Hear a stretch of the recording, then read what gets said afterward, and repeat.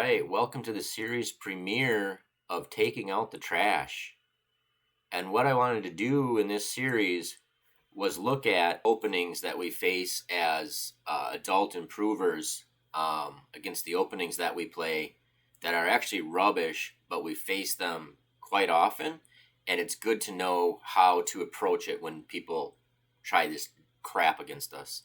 So the first one I wanted to look at, because I've gotten some feedback from the community that they tend to face this a lot when you play the Scandinavian and then white just bypasses with e4 to e5 and doesn't exchange our pawn. And so this I thought would be a good example to do first, because basically we've equalized right out of the opening. And what I wanted to do was make a comparison between this and the French defense, because there are some of these kind of rubbish openings or lines that people will play against us that you can refute them. You have to memorize some stuff. This example here is one where understanding is key. And if we just understand why this move is bad, then we will have some plans as to how to approach it. So in order to understand why this move is bad, what I wanted to do was go through some explanation of the French defense, and then we will compare it to this line right here, and we'll see why this is actually good for black. It's like we get a version of the advanced French defense on steroids for black. It's really good. So what I wanted to do was, first I thought, let's just look at the French defense from white's perspective. And I used the Lichess database at the club player level. And I just used the most common move each time for white. And then I looked at a common theme that black will use when facing it, and what white is actually willing to do when black does this. So we'll go into the French defense, and we're looking at the advanced variation, and because this is what it usually becomes when they play e5 and bypass us in the Scandi. And so black's most common way of dealing with this, and most effective way of dealing with this, is to play c5. And the idea is black is going to put as much pressure on this d4 pawn as he can and tie down white to the defense of that d4 pawn. And so the vast majority of the time, they'll play c3 to support that pawn. And now look how our moves start to gang up on that d4 pawn. Yet again. And now one thing to just make quick mention of is this bishop on d3.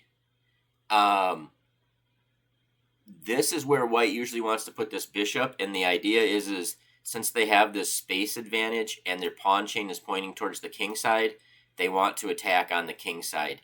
And they can best do that by having their bishop on d3.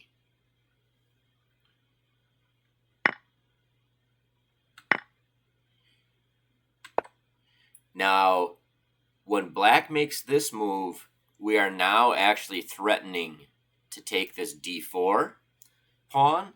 Note that if we played some other move, let's just see what happens if we tried to take this pawn right away.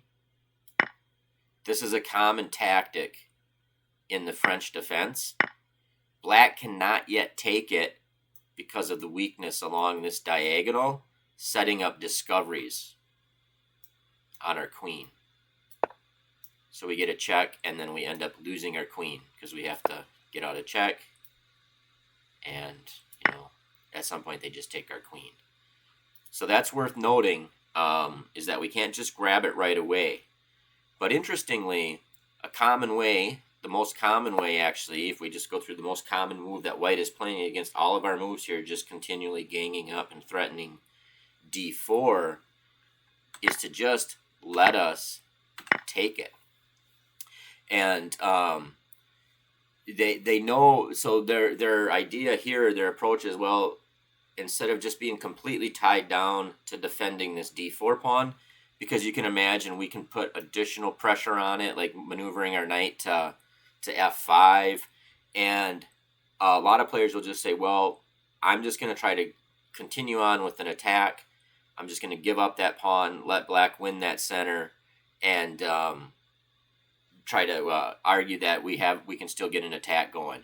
So I wanted to show this line first because this is white's most common move in each move that we played in this line, and they are willing to jettison this d4 pawn in order for attacking pressure, and they don't want to get tied down defending it. So now I wanted to point out, so that's kind of white's problem in the advanced French, is this d4 pawn. And so now what I wanted to do is point out black's problem. And black's major problem, let's get the skeleton set up, in the French defense is this light squared bishop.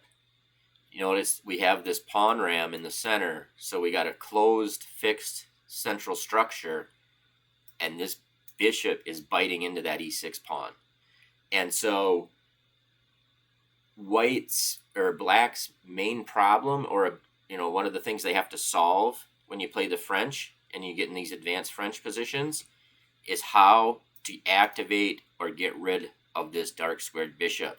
Otherwise, just compare white's bishops to our bishops. This bishop is great, our dark squared bishop is fine, but this light squared bishop sucks. And so I wanted to show a couple ways in which, and these are just a couple examples of ways that black uses just to try to solve this problem of this light squared bishop. But what you want to notice is that they use up time. And even though the central structure is fixed, we have a closed center, so time isn't as important. It is still spending time to liberate this light squared bishop. So let's just look at a couple development schemes that black may use just to try to solve the problem of that light squared bishop. One of them is when black plays an early queen to b6 and spends time maneuvering this bishop to the b5 square to get rid of these bishops. So if we look at this, black just spent 1, 2, 3 moves to trade off a piece that white has only moved one time. So black has given up significant time in order to solve that problem. So let's just look at one more. And I promise this all ties into this e5 Scandi thing. Another way that black can go about it, this is a line I used to play actually, I quite like it, I'm kind of fond of it, is that in this position, instead of developing the queen's knight to c6 right away, we leave that queen's knight on b8, and you'll see why in just a second, and instead we play knight g to e7, and then we move that king's knight to where the queen's knight would naturally develop. And the idea is we're going to play b6 and then use this knight that has not moved and is still on b8 to support bishop to a6. But the thing to note is that black has already spent 2 moves moving the kingside knight, and these knights are currently redundant. Normally white will probably capture that, but they don't have to. And so this getting rid of this bishop is important. And if you look at the statistics, it scores well for black at the club level. And the idea is once you get rid of that light square bishop, then white's normal attacking ideas kind of go out the window. So like really strong players will know what to do, but players that are just used to setting up kind of the standard attack, if you get rid of that bishop, they're kind of on their own. So, and then there's different stuff too, and I won't go through it and spend the time, but sometimes there's ideas of playing a6, bishop to d7 to b5, even willing to double up pawns on this b file to get rid of that light squared bishop. But the main idea is that that black is willing to sacrifice time and strategical structure issues in this case to get rid of that light squared bishop. So now let's look at what this video was about, and that's figuring out why this move here is trash. And the reason is because we will likely get a advanced French pawn structure, but our bishop is outside the pawn chain. And so what I would suggest in the beginning, when you face this, is to just simply play bishop to f5 and just guarantee you get this bishop outside the pawn chain. c5 can be a little bit objectively more testing, but then you have to memorize some stuff. If you just play bishop to f5, you just know that what you're going to do is you're going to go into this advanced French pawn structure, and you're still going to focus on the weakness of this d4 square. But the beauty is this bishop is no longer stuck on c8, trapped behind this pawn center, this e6 pawn. And a further beauty of this is that, let's look. So normally white would want to play bishop to d3, right? Because that's the line that they want it on for attacking and use this kingside space advantage. And they're going to do stuff like, f4, f5, try to pry us open. There's different kind of thematic attacking ideas. But the job becomes much more difficult when we have this bishop on f5 opposing their bishop. Then their kind of typical plans kind of go out the window. And we can actually just play like knight to e7. If they take us, we can take back with the knight. Ideas like this. And then if you look at it, we're still in this position where now we have additional attacking pressure on this d4 square, and our ideas will be to play c5, queen to b6, knight to c6, just like in that first example we went to where white was willing to just jettison that d4 pawn. Well, now we're still going to have all kinds of pressure on that d4 pawn. We could try to take their center out, but the idea here is that light squared bishop that they would use to attack us is gone. It's off the board. So that's like the main idea to know, is you just play this like a French, where you put pressure on d4, you attack, you get your bishop outside that pawn chain on f5, and then you're happy if these bishops get traded off, and then you just put pressure on d4. And I think what you'll find is that you don't really need to memorize anything in this line. Just play it a few times, and you'll start to analyze the game when you're done.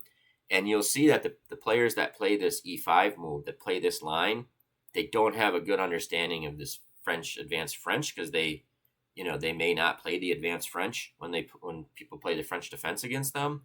And you can just kind of play thematically here, and you'll do well. And so, I hope that gives you some understanding. There's other kind of similar lines too. Like there's a line in the accelerated dragon, which is actually a good opening to consider as well.